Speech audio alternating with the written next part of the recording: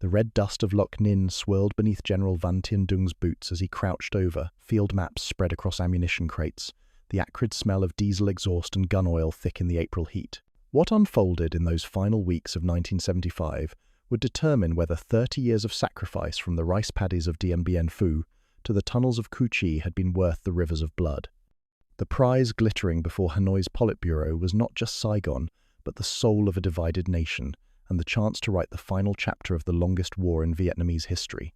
On April 18, 1975, the leadership in Hanoi had made their decision. The Ho Chi Minh Campaign received official approval, with one uncompromising directive: capture Saigon within 2 weeks and end the war before the monsoon rains turned the roads into impassable quagmires. The task fell to General Dũng, a weathered veteran whose scarred hands had held rifles since the French colonial days. Around his field headquarters near the Cambodian border, the largest military force in Vietnamese history was taking shape, a steel fist that would either crush the South Vietnamese capital or shatter against its defenses. The numbers were staggering. More than 18 infantry divisions gathered south of the demilitarized zone, their ranks swollen with seasoned fighters fresh from victories at Ban Mae Thuot and the collapse of the 1st and 2nd Corps. Over 600 tanks and armoured fighting vehicles, primarily Soviet T-54 and T-55 main battle tanks, along with amphibious PT-76 light tanks, formed armoured spearheads that would punch through ARVN lines like bullets through paper. Behind them, more than 500 artillery pieces waited in camouflaged positions, 122mm and 130mm guns, capable of reducing concrete bunkers to rubble, alongside multiple rocket launchers that could saturate entire city blocks with high explosive. The logistical miracle that made this concentration possible stretched back along the legendary Truong Son network, the Ho Chi Minh Trail, expanded into a multi-lane highway of revolution.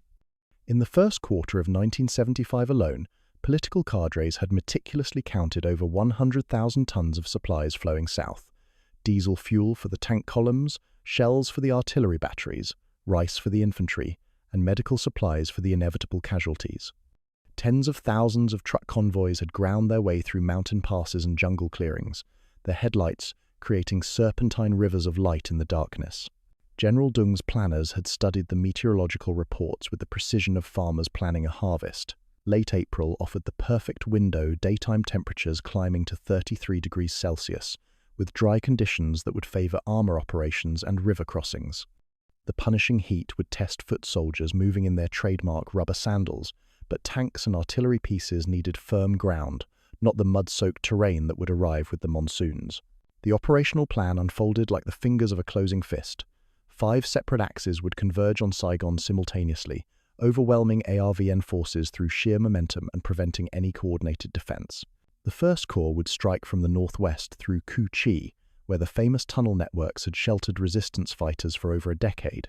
The Third Corps would thunder down Highway 13, bypassing strongpoints and leaving isolated garrisons for follow-up forces to mop up. From the east, the Fourth Corps would punch through Bien Hoa and Thu Duc, cutting off retreat routes toward the Mekong Delta. The Second Corps would advance via Highway 1 and the Long Binh complex, targeting the critical logistics hubs that kept the South Vietnamese war machine functioning. Finally, the 232nd Group would approach from the southwest through Na Bay and Bin Chan, completing the encirclement. But beyond the statistics and arrows on maps lay a more human story. In forward positions, sapper units, the elite Dark Kong commandos, rehearsed their night raids with the dedication of actors preparing for opening night. They memorized every bolt and cable on key bridges: the Saigon Bridge, crossings over the Thị Nghê Canal, power stations, and water treatment plants.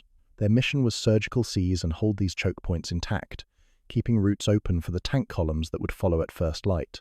Communication security obsessed the command structure. General Dung's field headquarters resembled a spider's web of telephone lines and radio antennas, but strict brevity codes governed every transmission. Many critical orders moved by motorcycle courier, young volunteers who raced through jungle paths and village roads with dispatches tucked inside their helmets. The goal was total radio silence until hour, denying American intelligence services any electronic signatures that might reveal the timing or scale of the assault. Individual soldiers prepared for battle in ways that connected them to ancestors and families left behind in the north. Many wore small talismans, red cloth knots blessed by village elders, miniature portraits of Ho Chi Minh sealed in plastic, or handkerchiefs embroidered by mothers and wives. Some lit incense to honor dead ancestors before cleaning their AK-47 rifles and checking their gear one final time. The revolution was personal as much as political. Field hospitals organized themselves in abandoned schools and temples, with medical orderlies tracking plasma supplies by chalk marks on blackboards. Ether and local anesthetics arrived by truck convoy, but morphine remained strictly rationed for the most severe cases. Everyone understood that casualties were inevitable. The question was whether victory would justify the cost. As April wore on and intelligence reports confirmed ARVN's continued weakness following the northern defeats, a sense of destiny settled over the assembled forces. Hanoi had judged Saigon ripe for picking, and the advance from Quang Tri to the capital's outskirts, 300 to 500 kilometers, covered in under 8 weeks, represented an operational tempo faster than any previous year of the war. Can you imagine standing in those dusty staging areas, watching endless columns of T-54 tanks lumber past, while knowing that the next few days would either crown 30 years of struggle with ultimate victory or reduce everything to ash and failure? If you're enjoying this deep dive into one of history's most decisive campaigns, hit that like button and subscribe for more untold perspectives from the world's greatest conflicts. Your support helps us bring these forgotten voices back to life here in Los Angeles this afternoon. But even as the final preparations concluded and artillery crews checked their firing tables one last time, a shadow of uncertainty hung over the enterprise. For all their overwhelming strength on paper, the North Vietnamese commanders knew that urban warfare was a different beast entirely, and Saigon's streets might yet prove to be a concrete graveyard for their armored columns. At 1700 hours, on April 26, 1975, the earth around Bien Hoa convulsed as hundreds of artillery pieces opened fire in perfect synchronization, their muzzle flashes painting the evening sky orange against gathering thunderclouds. This was the moment of no return, not just for the communist forces massing around Saigon, but for every American advisor, South Vietnamese soldier, and civilian caught in the crosshairs of history's final reckoning in Southeast Asia. The next 72 hours would determine whether the domino theory proved prophetic, or whether a small nation's determination could still defy the march of revolutionary armies. But first, the North Vietnamese had to overcome one last desperate stand that would test their resolve like no battle since Dien Bien Phu. The town of Xuân Lộc, sitting astride Highway 1, like a cork in a bottle, had become the ARVN's Thermopylae. From April 9th through 21st, the South Vietnamese 18th Division had defied every prediction by holding their ground against overwhelming odds. General Dung's intelligence officers had initially dismissed the garrison as another paper tiger that would collapse at the first artillery barrage. Instead, they encountered something unexpected: South Vietnamese soldiers fighting with the desperation of men defending their own doorsteps. The battle revealed both the strengths and weaknesses of North Vietnamese tactics. Initial infantry assaults had crashed against prepared positions, like waves against a seawall, leaving hundreds of PAVN casualties scattered in the rubber plantations surrounding the town.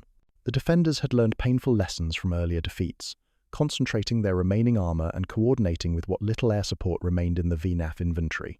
For nearly 2 weeks, the communist advance ground to a halt in a maze of bunkers, minefields, and interconnected strongpoints that recalled the worst fighting of the French Indochina War. But the North Vietnamese possessed one decisive advantage that previous enemies had lacked: virtually unlimited artillery ammunition.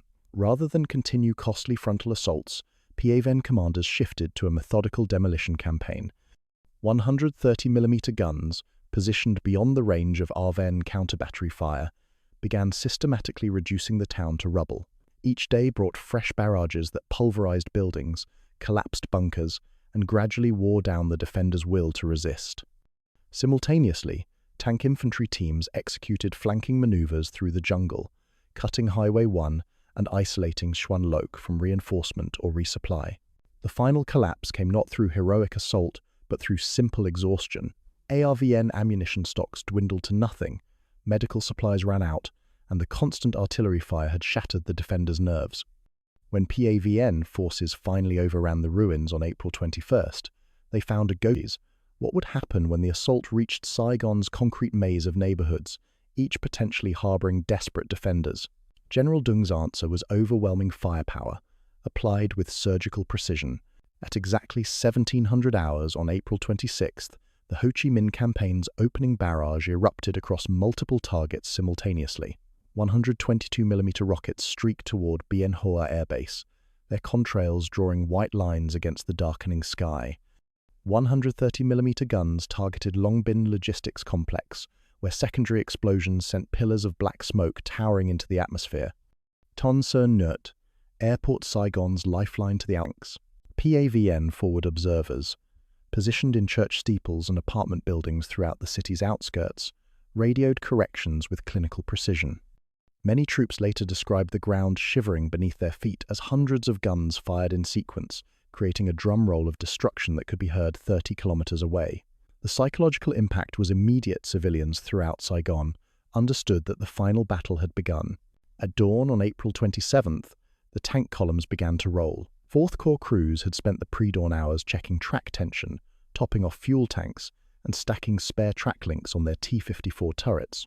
Tank riders, infantry assigned to accompany the armor, clung to handholds welded onto the turret sides, their faces wrapped in dust-blackened scarves that gave them the appearance of desert nomads rather than revolutionary soldiers. The acrid bite of diesel exhaust stung eyes and throats as the columns formed up on red laterite roads that would soon carry them into history. The advance proceeded with mechanical precision, each tank company following predetermined routes that had been rehearsed countless times on sand tables and aerial photographs. Behind the armor came truck convoys loaded with ammunition, fuel, and replacement crews, the unglamorous logistics tale that would determine whether the offensive succeeded or stalled in Saigon's suburbs, like so many previous attacks. But the most crucial battles were fought not by tanks or infantry, but by anonymous engineers working through the night under sporadic enemy fire. PAVN pontoon companies had practiced their river crossing techniques for months, knowing that Saigon's network of waterways could either facilitate rapid movement or become impassable barriers. One bridging company would later report completing a 60-meter span across the Dong Nai River in approximately 90 minutes, working by flashlight, while ARVN mortars dropped shells that sent geysers of muddy water over the work crews. The capture of Newport Bridge and its associated port facilities opened a direct artery into Saigon's northeastern approaches. 3rd Corps units, following the smash the point, destroy relief doctrine perfected at Dien Bien Phu, bypassed isolated strongpoints and pressed forward with relentless momentum. They left isolated garrisons for follow-up battalions to eliminate, maintaining the pace that would prevent ARVN forces from establishing new defensive lines. On the ground, individual soldiers experienced the advance through a kaleidoscope of sensory impressions that would remain etched in memory for decades. Many rifle companies marched in Chinese-made pith helmets and khaki cotton uniforms, their AK-47 rifles slung across shoulders that already ached from weeks of movement. The famous Ho Chi Minh sandals recycled tire treads held on by canvas straps carried them along roads that shimmered with heat mirages. Company medics shouldered aid bags containing gauze rolls soaked with iodine that created a sharp, medicinal smell mixing with diesel fumes and the fish sauce from abandoned roadside stalls. The night skies over Saigon, on April 28th and 29th, became a pyrotechnic display as rocket batteries targeted helicopter landing zones during Operation Frequent Wind. Residents would later recall the metallic whistles of incoming rounds, followed by the bone-jarring concussions that shattered windows and collapsed rooflines. PAVN gunners timed their salvos to disrupt American evacuation flights, understanding that psychological pressure on fleeing civilians was as valuable as destroying military targets. Then came an unexpected stroke of tactical genius that no PAVN planner could have anticipated. On April 28th, a defected South Vietnamese Air Force pilot named Nguyen Thanh Trung led captured A-37 Dragonfly attack aircraft from Phan Rang Air Base in a bombing run against Tan Sur Nhut. The sight of VNAF-marked aircraft dropping bombs on their own facilities created panic and confusion that forced American and South Vietnamese commanders to halt all fixed-wing operations for crucial hours during the evacuation. Can you imagine the shock of ARVN defenders watching their own aircraft turn against them, wondering who else might switch sides as the final hour approached? Yet even as victory seemed within grasp, 2 young American Marines, Corporal Darwin Judge and Lance Corporal Charles McMahon, were killed by rocket fragments at Tan Sur Nhut before dawn on April 29th. Often cited as America's last combat fatalities of the Vietnam War, their deaths marking the end of one era even as another was about to begin. The 203rd Tank Brigade's lead T-54 lurched through a curtain of smoke and cordite on Saigon's northeastern outskirts, its commander squinting through vision blocks as muzzle flashes strobed like deadly lightning in the pre-dawn gloom of April 30th. This was urban warfare at its most savage, a close-quarters dance of death where visibility collapsed to less than 50 meters, and the difference between victory and cremation could be measured in seconds rather than minutes. Every street corner might conceal an ARVN M41 or M48 tank, every alleyway could hide a recoilless rifle team, and every building offered sniper positions that could turn tank commanders into corpses the moment they exposed their heads above the turret hatch.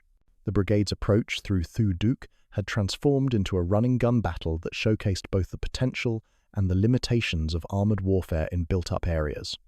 Tank crews traded on-the-move fire with South Vietnamese armour, at ranges where gunners could see the whites of enemy eyes through their telescopic sights. The thunderclap of main guns firing in confined spaces left crews temporarily deafened, their ears ringing as they reloaded and searched for the next target through smoke that turned noon into twilight. But the most decisive factor wasn't the clash of steel against steel.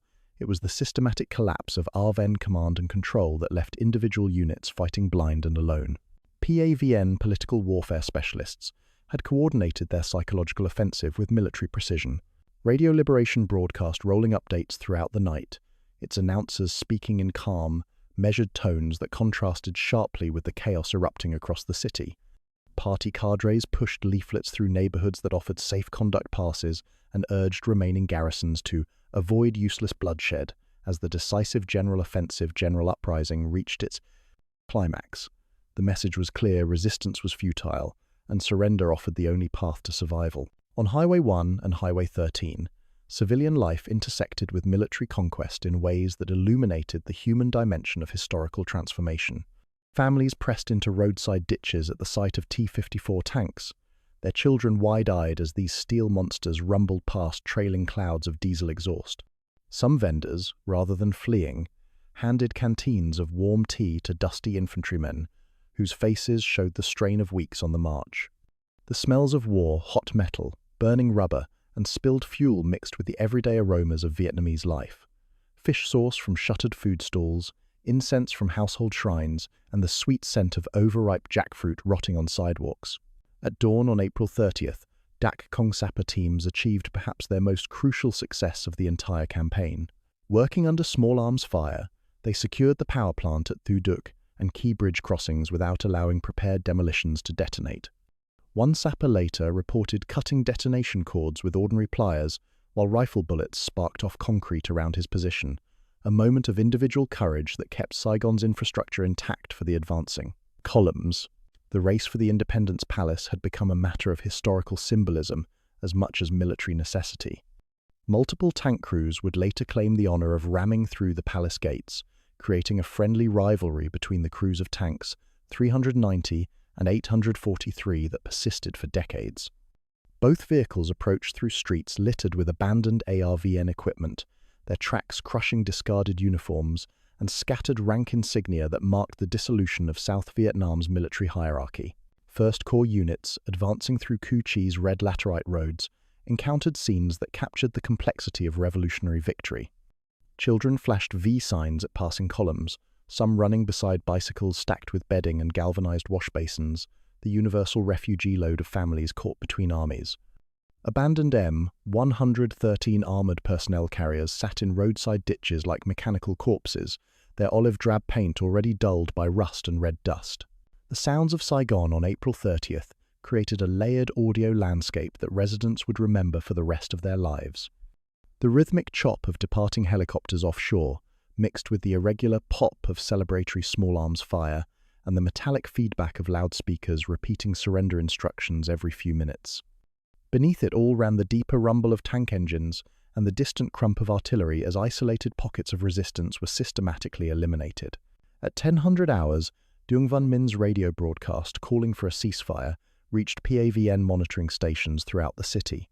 Communist officers logged the 1000 to 1030 transmissions, while unit checkpoints inside Saigon received advance without delay, orders that overrode any possibility of negotiated settlement.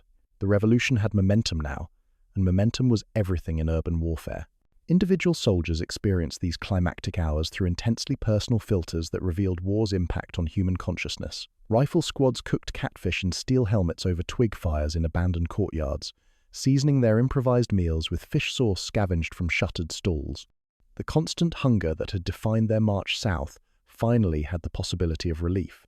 Saigon's warehouses and markets promised an end to the rice balls wrapped in banana leaves that had sustained them for weeks.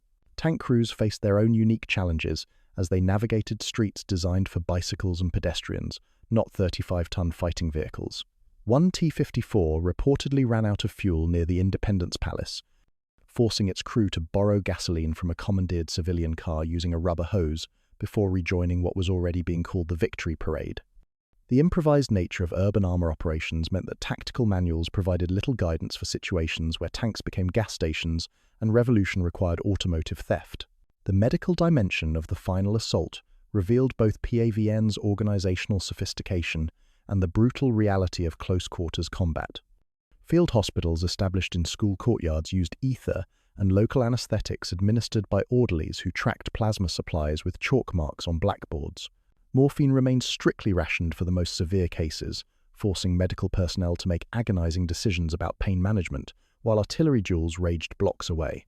Communication troops worked frantically to establish links between advancing units and higher headquarters, spooling kilometers of field wire along boulevards, while dodging sniper fire and artillery fragments. One signals company logged laying more than 20 kilometers of wire in 36 hours, creating a web of handset posts that connected corps headquarters to ward-level administrators who would soon govern conquered territory. Can you imagine threading through those smoke-filled streets, knowing that each intersection might be your last, while history pivoted on whether your unit reached its objective before enemy reinforcements arrived? But even as PAVN forces tightened their grip on Saigon's outer districts, the final act remained unwritten inside the Independence Palace. South Vietnam's last president prepared to make a decision that would determine whether the war ended with surrender or a final apocalyptic battle in the government quarter.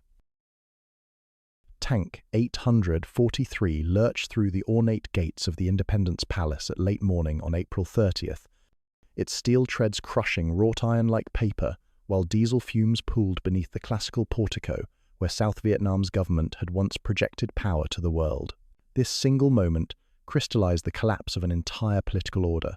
30 years of Cold War proxy conflict, billions of dollars in American aid, and the dreams of millions who had believed that South Vietnam could stand as a bulwark against communist expansion in Southeast Asia. What happened in the next few hours would determine not just the fate of Saigon, but whether the domino theory would prove prophetic across the rest of the region. Inside the palace, Dương Văn Minh faced the impossible task of surrendering a country that had already ceased to exist in all but name. The man who had assumed the presidency just 2 days earlier, on April 28th, now confronted the reality that political authority meant nothing when your army had melted away and enemy tanks sat in your courtyard.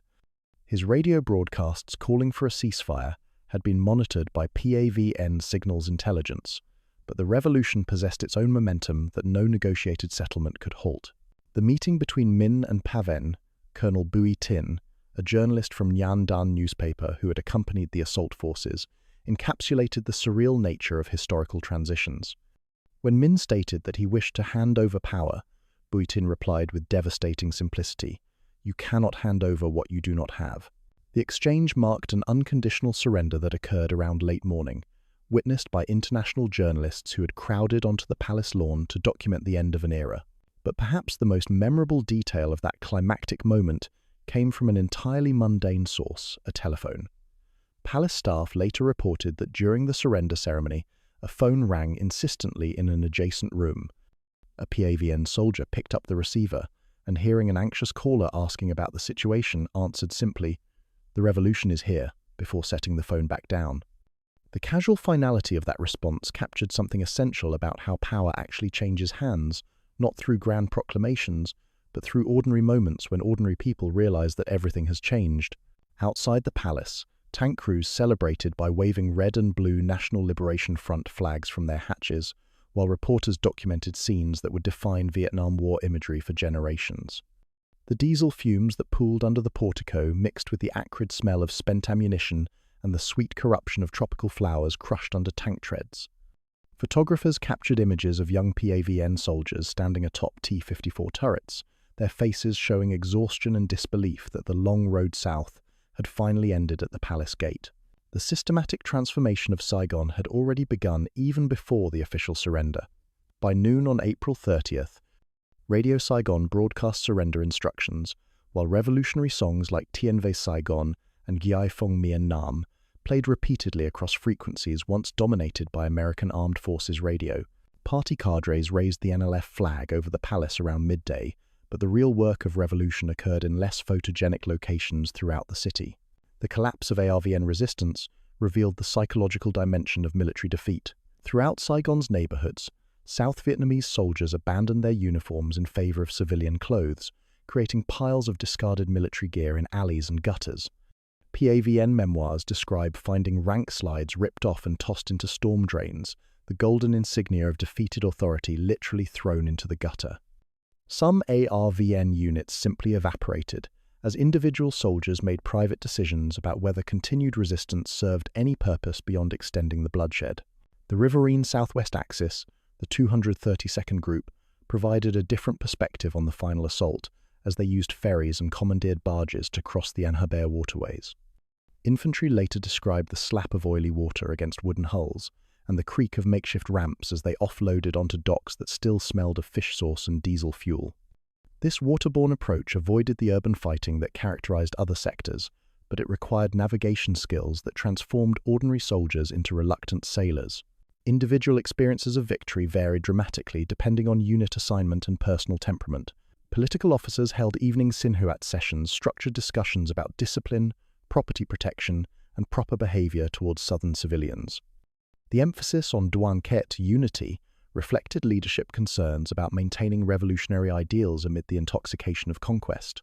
These sessions took place in commandeered buildings that still bore the traces of their previous occupants: family photographs on walls, abandoned meals on tables, and children's toys scattered across floors. Daily life for PAVN troops during those crucial hours revealed the mundane realities behind historical transformation. Soldiers brewed tea in cut-down 122mm shell casings, the metallic tang mixing with the bitter flavor of leaves that had traveled hundreds of kilometers in ammunition crates. Rice balls wrapped in banana leaves remained the standard meal, though some enterprising squads supplemented their rations with catfish caught in drainage canals and seasoned with liberated condiments. The sensory landscape of occupied Saigon created lasting memories for both conquerors and conquered. The smell of burnt aviation fuel hung over Tan Son Nhut Airport, where abandoned helicopters and C-130 transport aircraft leaked hydraulic fluid that turned red dust into purple-black sludge under soldiers' boots. On city streets, the normal sounds of urban life, motor scooters, vendors calling their wares, children playing gradually resumed as residents emerged from buildings to assess their new reality. Communication networks rapidly adapted to revolutionary requirements, as signals troops established connections between military headquarters and civilian administration. The web of field wire that connected corps headquarters to ward-level committees would soon carry orders for price controls, food distribution, and the countless administrative details that transform military occupation into political governance. Within days, cadres posted notices targeting basic rice rations of 13 to 16 kilograms per person per month, while urging markets to reopen under supervision. PAVN logistics units began the massive task of collecting abandoned weapons and equipment. Armorers recorded serial numbers on captured M16 rifles that were stacked like bamboo in temporary depots throughout the city. The windfall of American military hardware would eventually exceed 100,000 small arms, hundreds of artillery pieces, and scores of serviceable aircraft and vehicles equipment that would help defend the revolution against future threats. Can you imagine the mixture of triumph and uncertainty that must have filled those revolutionary soldiers as they realized that winning the war was only the beginning of an even more complex challenge governing a unified Vietnam? But even as victory celebrations began and red flags replaced the yellow banners of the Republic of Vietnam, PAVN commanders privately catalogued the shortcomings revealed during the final assault: ammunition wastage, traffic control failures, and communication breakdowns that would require immediate attention as they prepared for whatever challenges the post-war era might bring. Sweat stung the eyes of PAVN medics as they worked through the suffocating heat of May 1st, their olive-drab uniforms dark with moisture, while they treated casualties under the corrugated metal roof of a commandeered school that had become a field hospital in Saigon's Thu Duc district. The aftermath of conquest brought challenges that no military academy had prepared these revolutionary soldiers to face. How do you transform a capitalist city of 3 million people into a socialist stronghold while your own troops collapse from heat exhaustion and your supply lines stretch back hundreds? The late April heat and humidity that had favored armored operations during the assault now punished infantry troops forced to patrol urban neighborhoods in temperatures that regularly exceeded 33 degrees Celsius. Medical units distributed salt tablets and instructed soldiers to soak scarves in water before wrapping them around their necks to cool the carotid arteries. Heat rash and dehydration became epidemic among units that had adapted to jungle warfare but struggled with the concrete furnace of an asphalt city. The malaria pills that had sustained and rice that formed their basic diet. Many soldiers wore green gauze masks against the urban dust, a precaution that also served to filter the acrid smell of burning fuel and rubber that hung over the city like a toxic fog. Some kept these masks as souvenirs, pressing them between notebook pages alongside pressed flowers and ammunition casings that marked their personal journey from the rice paddies of the north to the boulevards of the south. Field diaries from individual soldiers captured the sensory overload of occupying an alien urban environment. One rifle company described cooking catfish in a steel helmet over a makeshift fire built from broken furniture, the fish seasoned with liberated condiments that created flavors none of them had experienced before. The abundance of Saigon's markets seemed almost surreal to men who had survived on rice balls and tea for months. Suddenly, there were choices that required decisions about things as basic as what to eat for dinner. The captured equipment exceeded every prediction made by PAVN quartermasters. Ammunition expenditure during the final assault had been enormous. Some artillery battalions reported firing 200 to 300 rounds per tube across the 4 days from April 26th to 30th, straining truck convoys that struggled to keep pace with the guns' consumption. But the windfall of American military hardware more than compensated for these expenditures. Mixed patrols collected abandoned weapons throughout the city, with M16 rifles literally stacked like bamboo in temporary depots, while armorers worked overtime to catalogue serial numbers and assess serviceability.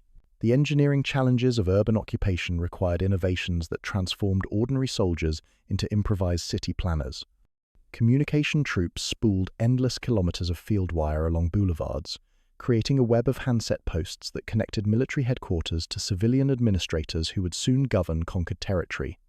One signal's company logged laying more than 20 kilometers of wire in 36 hours, working under sporadic sniper fire while establishing the communication backbone for revolutionary government.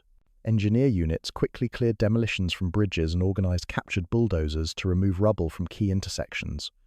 Within 24 to 48 hours, columns could move from Bien Hoa rail yards to port facilities without major detours, a logistical achievement that enabled the rapid consolidation of military control. The speed of this reconstruction reflected both PAVN's organizational efficiency and the reality that most ARVN units had abandoned their positions without conducting the systematic demolitions that might have slowed the communist advance. Cultural transformation began almost immediately as PAVN and PLAF cultural troops arrived with makeshift plywood stages and loudspeakers that crackled with feedback in the humid air. Revolutionary songs and short propaganda skits performed in schoolyards and public squares served multiple purposes. They entertained troops exhausted from weeks of combat, while also broadcasting the new political reality to civilian populations unsure about their fate under communist rule. These performances created a soundscape of revolution that competed with the everyday noises of urban life gradually resuming its normal rhythms. Soviet-supplied equipment dominated the technological landscape of occupation. R-105 and R-108 radios appeared on the backs of communication specialists, while SKS carbines supplemented the ubiquitous AK-47 rifles carried by frontline troops. UAZ trucks, the Soviet answer to the American Jeep parked beside captured ARVN vehicles and French Peugeot sedans abandoned by fleeing officials. This mixture of Eastern Bloc and Western technology created maintenance challenges that would persist for decades as Vietnam struggled to integrate incompatible military systems. The psychological dimension of victory manifested differently among individual soldiers depending on their personal backgrounds and war experiences. Political officers conducted evening sin-hot sessions that emphasized discipline, property protection, and respectful treatment of southern civilians.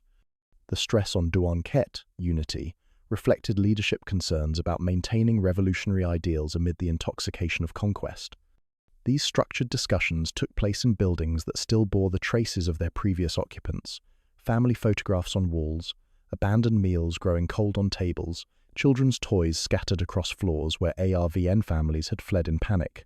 Post-victory security operations revealed both the thoroughness of PAVN planning and the ongoing threats that could destabilize military occupation. Engineer teams mapped unexploded ordnance throughout the city, marking rocket duds in schoolyards with red stakes until disposal squads could arrive with proper equipment.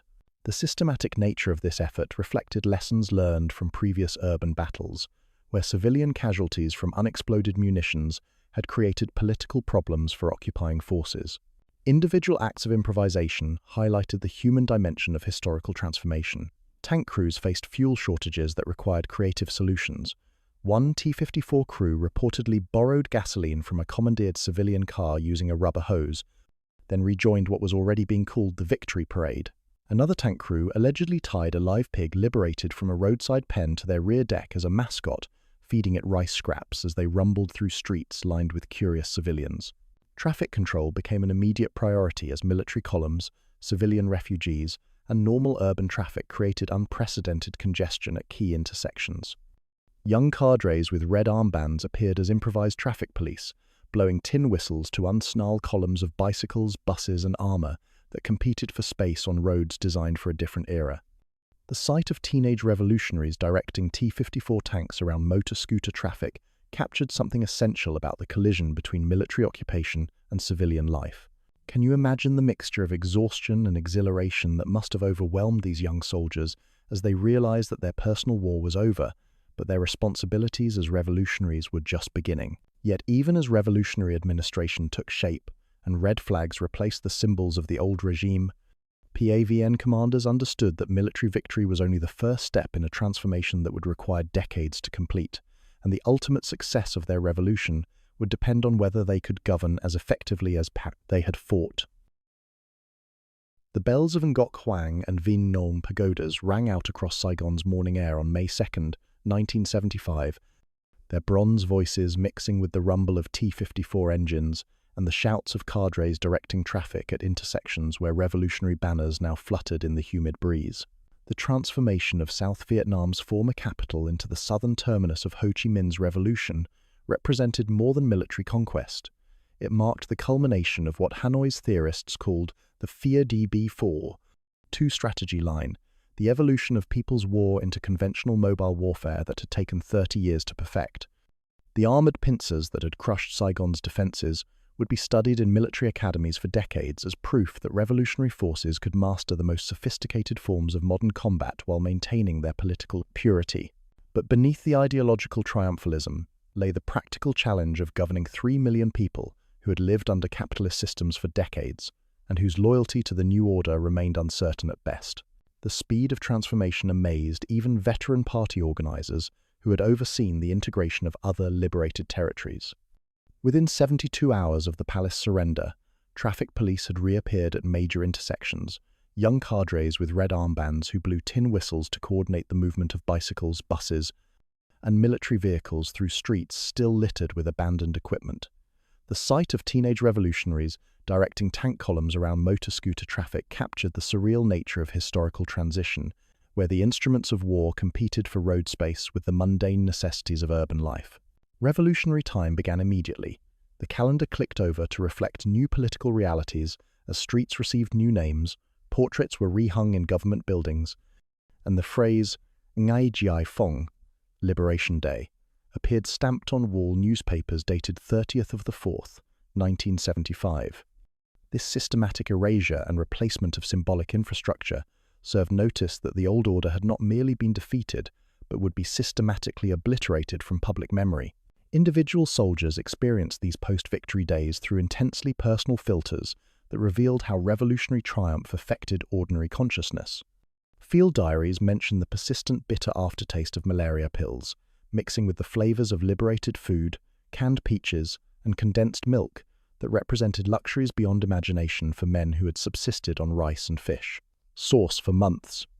Some troops kept green gauze masks as souvenirs, pressing them between notebook pages alongside ammunition casings and pressed flowers that marked their journey from northern rice paddies to southern boulevards. The administrative machinery of revolution moved with impressive efficiency, considering the magnitude of the transformation required.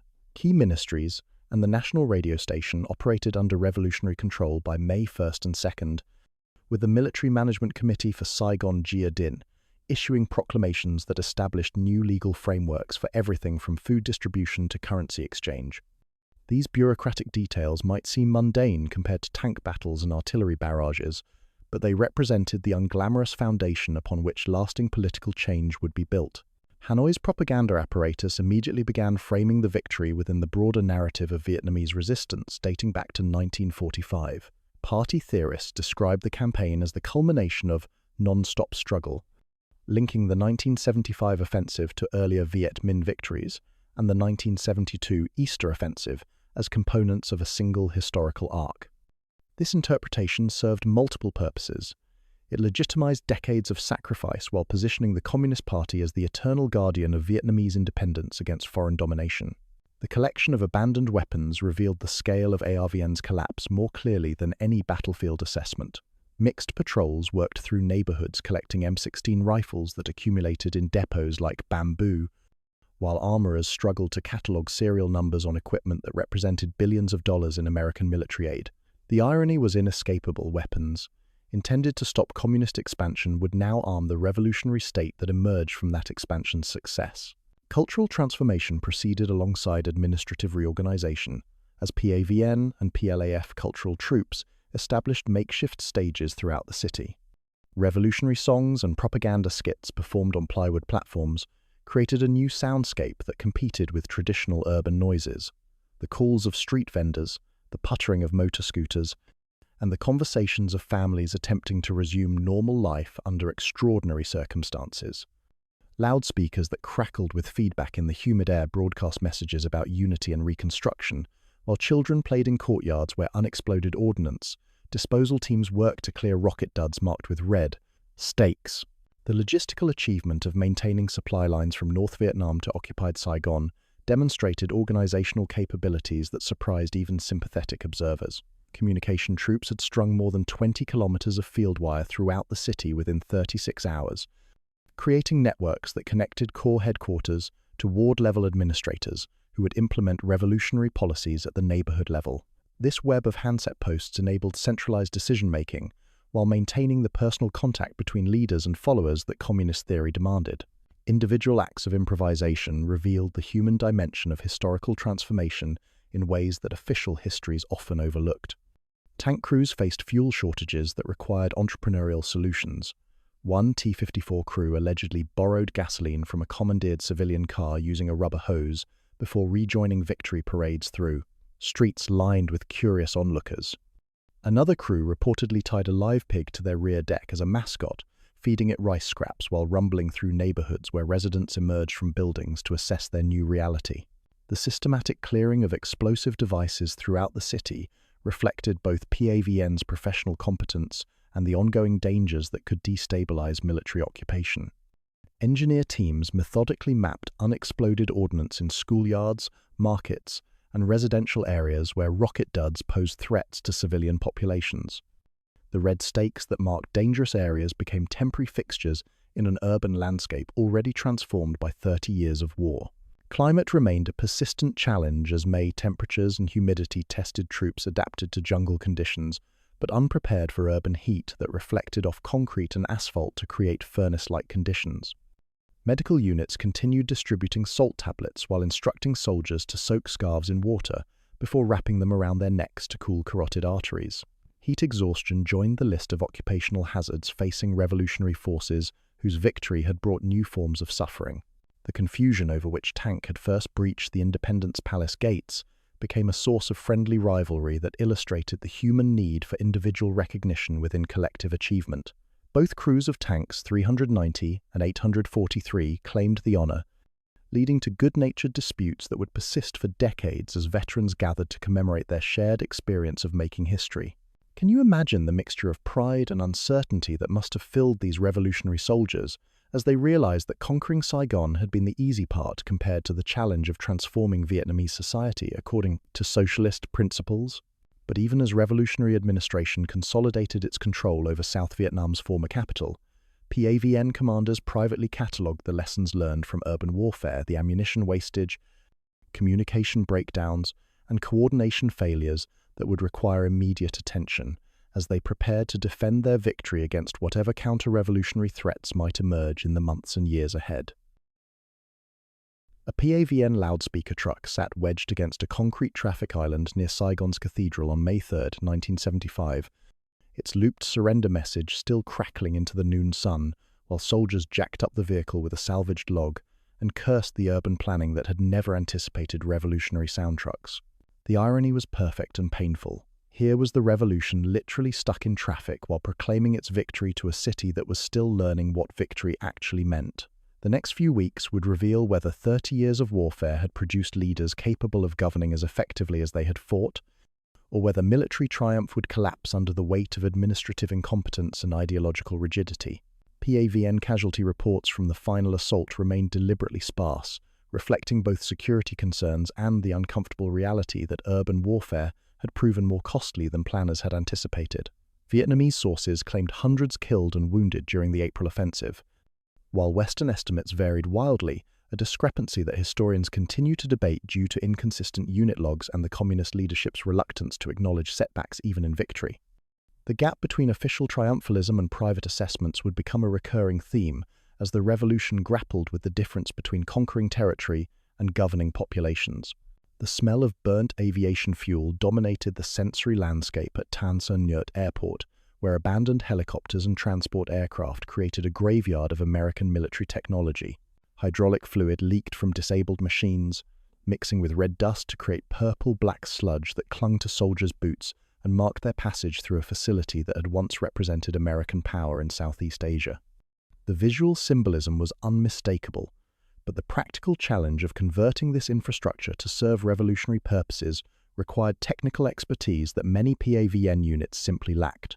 Individual experiences of post-victory consolidation revealed the human dimension of political transformation in ways that official histories typically ignored.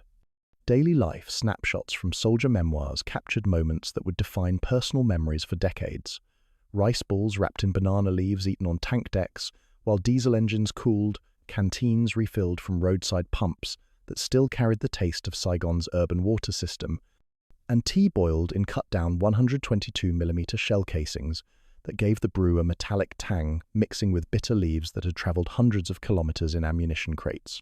Field hospitals established in commandeered buildings continued treating casualties with equipment and supplies that reflected the technological gap between revolutionary medicine and Western standards. Ether and local anesthetics, administered by orderlies who tracked plasma supplies with chalk marks on classroom blackboards, created scenes that combined modern warfare with improvised medical care.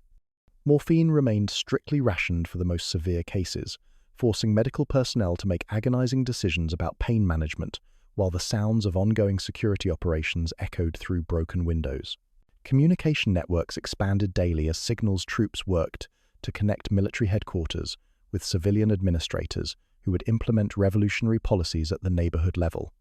The web of field wire that now stretched more than 20 kilometers throughout the city created a nervous system for revolutionary government, but it also highlighted the technological limitations that would constrain administrative efficiency for years to come.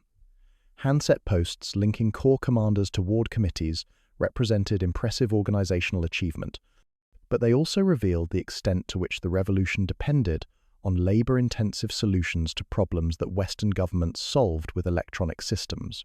Soviet-supplied equipment dominated the technological landscape of occupied Saigon in ways that foreshadowed Vietnam's future dependence on Eastern Bloc support. R-105 and R-108 radios appeared on the backs of communications specialists, whose training had emphasized political reliability over technical expertise.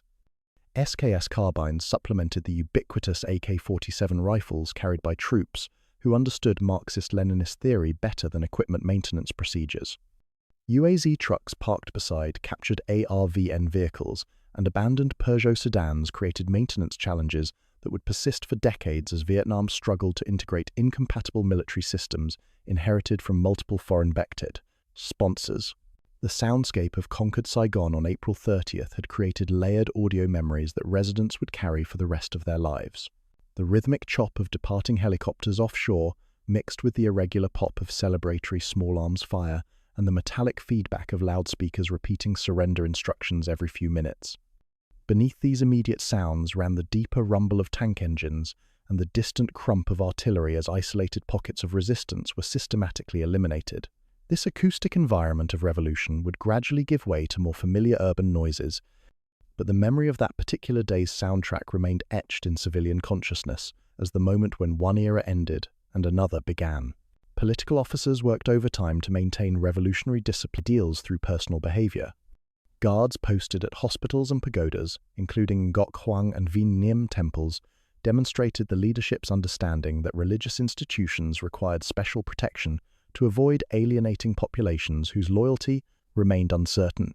Northern commanders privately catalogued the shortcomings revealed during the final assault, turning tactical failures into training materials for future operations that might require urban warfare expertise. Ammunition wastage had exceeded all predictions, with some artillery fighting. Traffic jams at key choke points had slowed the advance and created vulnerability to enemy counterattacks that fortunately never materialized. Friendly fire incidents in smoke-obscured streets had highlighted the need for better identification systems and communication procedures during close-quarters combat. The immediate administrative challenges of governing 3 million urban residents revealed gaps in revolutionary planning that decades of jungle warfare had not prepared cadres to address. Price control notices appeared within days, targeting basic rice rations of 13 to 16 kilograms per person per month, while urging markets to reopen under supervision. These bureaucratic interventions represented attempts to prevent the economic chaos that could destabilize political victory, but they also demonstrated the extent to which communist theory provided limited guidance for managing capitalist urban economies. The collection of abandoned weapons proceeded with industrial efficiency that reflected both PAVN organizational capabilities and the scale of ARVN's collapse. Mixed patrols worked through neighborhoods gathering M16 rifles that accumulated in temporary depots like bamboo, while armorers struggled to catalog serial numbers on equipment representing billions of dollars in American military aid. Within weeks, PAVN reported securing more than 100,000 captured small arms, hundreds of artillery pieces, and scores of serviceable aircraft and vehicles, a windfall that would help defend the revolution against future threats, while also creating maintenance challenges that strained technical capabilities. Individual acts of improvisation continued to highlight the collision between revolutionary idealism and practical necessity. The confusion over which tank had first breached the Independence Palace gates, 390 versus 843, became a source of friendly rivalry that illustrated the human need for individual recognition within collective achievement. Both crews would later be photographed together, pointing at the gate with grins that captured the mixture of pride and exhaustion that defined the revolutionary experience. Can you imagine the cognitive dissonance that must have overwhelmed these young soldiers as they tried to reconcile the brutal realities of urban warfare with the utopian promises that had sustained them through years of jungle fighting? Yet even as revolutionary administration consolidated control over South Vietnam's former capital and red flags replaced the symbols of the old regime throughout the city, the ultimate test of their victory lay not in the past they had destroyed, but in the future they would have to build from the ashes of 30 years of war. The revolutionary calendar on a Saigon wall newspaper read 15th of the 5th, 1975, but PAVN soldier Nguyen Van Hoa still measured time by the ache in his feet from rubber sandals that had carried him from the DMZ to the Independence Palace, a journey that had transformed both a nation and the young man who had begun it. As a rice farmer's son, and ended it as a guardian of revolutionary victory. This was the moment when warriors became administrators, when the skills that had won battles proved inadequate for the challenge of building a socialist state from the wreckage of 30 years of war. The test of revolution was not conquest, but construction, whether the same determination that had defeated American firepower could create the new socialist man that Marxist-Leninist theory promised, but history had never successfully delivered. 2 weeks after the fall of Saigon, the city had settled into rhythms that blended revolutionary transformation with the stubborn persistence of everyday life. Traffic police, young cadres with red armbands who had replaced the uniformed officers of the old regime, still blew tin whistles at intersections where T-54 tanks competed for road space with motor scooters and bicycles, loaded with everything from bedding to live chickens. The sight captured something essential about historical transition. Revolution might change governments and ideologies, but it could not eliminate the basic human need to move from one place to another with whatever possessions could be carried. The sensory landscape of occupied Saigon had evolved from the immediate aftermath of combat into something more complex and layered. The burnt aviation fuel smell that had dominated Tan Son Nhut Airport gradually gave way to the normal urban mixture of cooking fires, incense from reopened temples, and the diesel exhaust of military vehicles patrolling neighborhoods where unexploded ordnance disposal teams still worked to clear rocket duds marked with red stakes. Children played in courtyards where soldiers had recently fought, their laughter mixing with the metallic squeal of tank treads on asphalt and the distant chanting from pagodas where Buddhist monks had resumed their daily routines under revolutionary supervision. Vietnamese memoirs from this period consistently returned to the image of flags red and blue, National Liberation Front banners, alongside the red star of North Vietnam fluttering against the bright April sky as troops wrote letters home, describing how the long road south had finally ended at the palace gate. These letters, censored but not eliminated by political officers, revealed the psychological complexity of victory for soldiers whose entire adult lives had been defined by warfare and who now faced the unfamiliar challenge of peace. Individual experiences of post-victory consolidation illustrated both the achievements and limitations of revolutionary organization. PAVN cultural troops had established makeshift stages throughout the city, where revolutionary songs and propaganda skits competed with the traditional entertainment that gradually re-emerged as civilian confidence grew. The plywood platforms and crackling loudspeakers created a new soundscape that layered political messages over the everyday noises of urban life street vendors, calling their wares, the puttering of motor scooters, and conversations between families attempting to navigate the bureaucratic requirements of revolutionary citizenship. The administrative machinery of transformation moved with impressive efficiency, considering the magnitude of change required. Within 72 hours of surrender, traffic police had reappeared at major intersections, markets had begun reopening under supervision, and price control notices targeted basic rice rations while urging economic activity to resume within socialist frameworks. The Military Management Committee for Saigon Gia Dinh issued proclamations that established new legal structures for everything from property ownership to currency exchange, creating the bureaucratic foundation for lasting political change. But the human cost of victory remained largely hidden from public celebration. PAVN casualty reports from the final assault stayed deliberately vague, reflecting both security concerns and the uncomfortable reality that urban warfare had proven more expensive than planners had anticipated. Field hospitals continued treating wounded soldiers with equipment that mixed captured American medical supplies with improvised solutions that revealed the technological gaps between revolutionary medicine and Western standards. Morphine remained rationed while orderlies tracked plasma supplies with chalk marks on classroom blackboards, creating scenes that combined modern warfare with distinctly pre-modern medical care. The collection of abandoned weapons proceeded with systematic thoroughness that demonstrated both organizational competence and the scale of ARVN's collapse.